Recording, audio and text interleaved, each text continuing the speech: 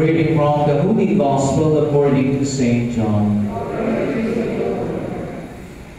On the first day of the week, Mary of Magdala came to the tomb early in the morning while it was still dark, and saw the stone removed from the tomb.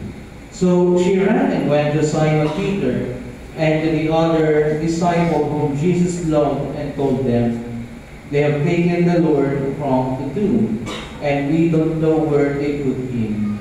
So Peter and the other disciple went out and came to the tomb.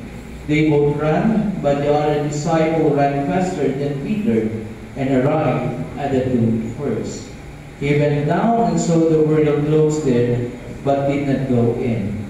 When Simon Peter arrived after him, he went into the tomb and saw the burial clothes there, and the cloth that had covered his head, not with the burial clothes, but rolled up in a separate place.